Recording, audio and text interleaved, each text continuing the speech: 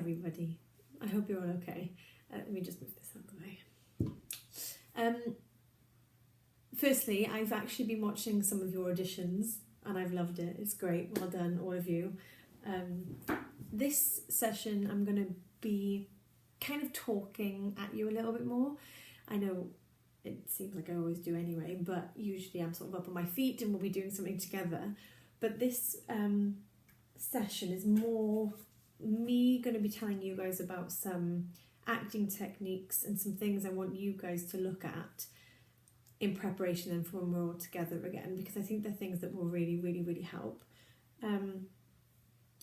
I've got 3 points that I want to make about how you can become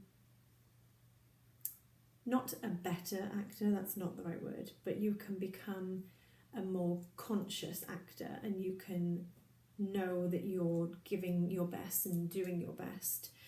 The first point I'm going to make is to do with words. Now,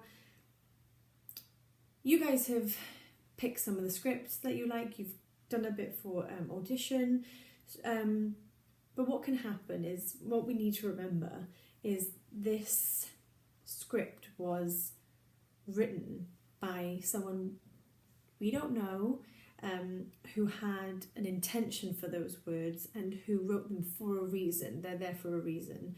For any writer that's written anything, there's no word there that they would just leave because, oh, it's just easier that way.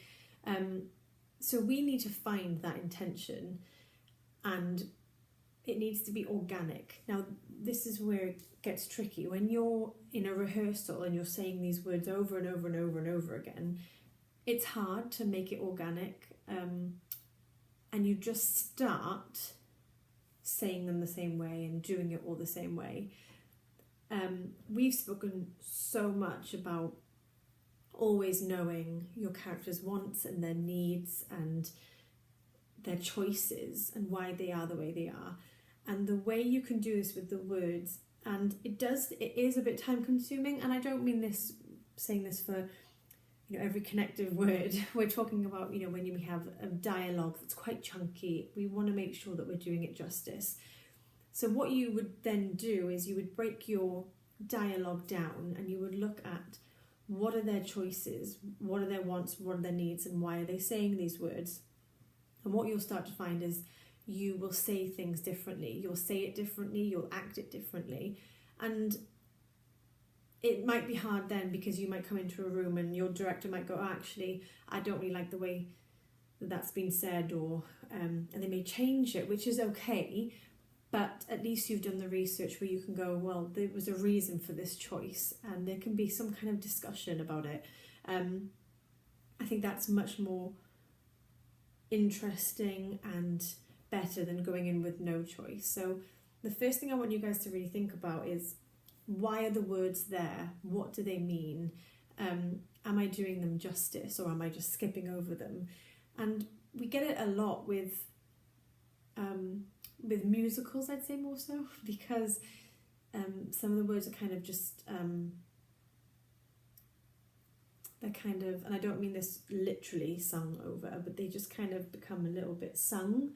And we can then lose this beautiful dialogue that we only have a little bit of because of songs, and it sort of gets a bit lost.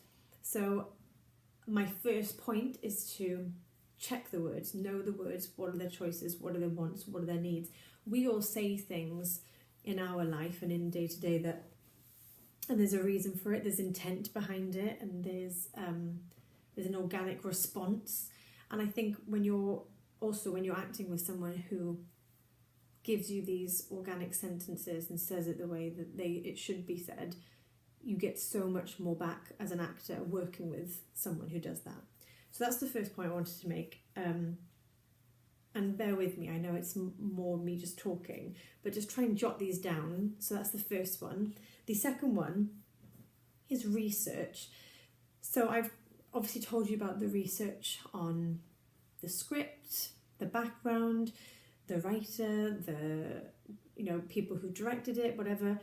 But what I also want you guys to have a look at, if it's possible, is you can have a look at people who have played this part, is there like a theme of, okay, that character gets cast like this, so why is that? Why are they always cast like this kind of personality? And I want you to just delve into some research on the show, and obviously when you know your characters. What I found really useful if I ever did a show was, and not to copy, that's not what it is at all, but you want to have a look at, okay, how has this been done before? And do I agree with this? And if I do, why? And then go back to, well, because of my research I did with the words, why do I agree with it? And if you don't, again, why? Why do you think that was the right choice or the wrong choice? And what you'll have then is you'll build kind of a portfolio of what you want for your character and how you would like it to be played. I know for the beginning I was saying about, the words are there for a reason, and they are, and it's really, really important that you understand why. But also, everything is open to interpretation when it comes to acting, and not to say we can just ad-lib, but if we stick to the lines, obviously sometimes a certain director will find something different, and that's great, that's amazing, that's what makes people go see the same show a couple times, because it's always going to be a little bit different. But you will need to figure out when you're sticking to the script and that's what you are doing, or when you're not sticking to the script, but not because you've done the research and you're just going off. It needs to be a choice you've made for a reason. And by watching other people do the part, or by doing some research on the script, when was it written? That could be a really important thing to do. I mean, the era that it's set, what was happening then? How is it different to how we're living now? That is a really handy one to do, because we all live in 2020 right now, and we're used to what we're used to. But when you're doing a show that's not set then, it's then, I would say, to do some research on when it was based, where it was based, and it'll give you sort of a feel of who that character is and why they are the way they are. Apologies, I keep the camera is there, but I keep looking back to there to check that it's not running over, so I'm really sorry. Lastly, and this is something a bit more personal to me, because just because it is, the last thing I want you guys to do is research somebody who I've taken huge inspiration from since being in drama school and since leaving. And even though I know I'm trained in straight acting and not musical theatre, I really do feel like this practitioner is someone to research and someone to know about, because I'll probably talk about him. I have spoken about him.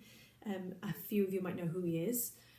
His name is Stanislavski, and he is a practitioner who pretty much, the two words that you'll hear a lot is empathise and realistic. He is pretty much, he set the stones for realism. And what I want you guys to do, I'm not going to tell you loads about him because I want you to do the research. I'm going to spell his name out. I've written it down because I would end up spelling it wrong because I haven't written it down. You spell his name like this: Stanislavski.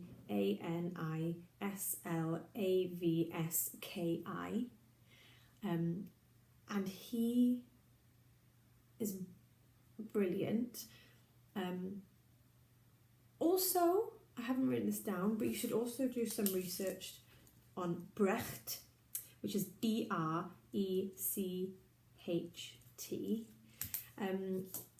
And you'll see the differences, some of the similarities. Firstly, do Stanislavski first, and then do Brecht, and just have a look and think, okay, which method do I like better? Why?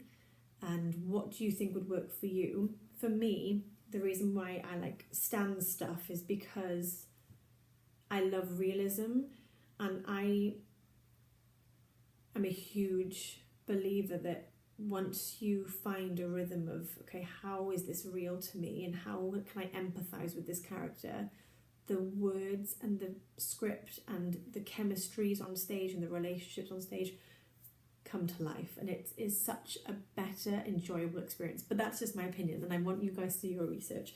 So please research those two characters, and when I see you guys next, I will want to know, okay, why is this your practitioner? What did you like about them? What did you not like about them? You may not like it, and that's absolutely fine.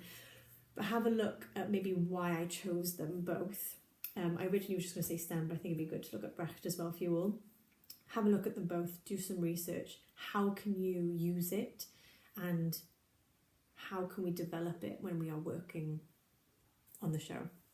I've just spoken for 11 minutes and 7 seconds. Sorry. But they're 3 really, really good points. They're 3 things that I really want you to look at, because when we are back in the room, we're going to be kind of straight into stuff, and I want to make sure we've all got this background knowledge and we're all on the same page. Stay safe. I can't wait to see you all. Well done on the auditions again, and I will talk to you guys very soon.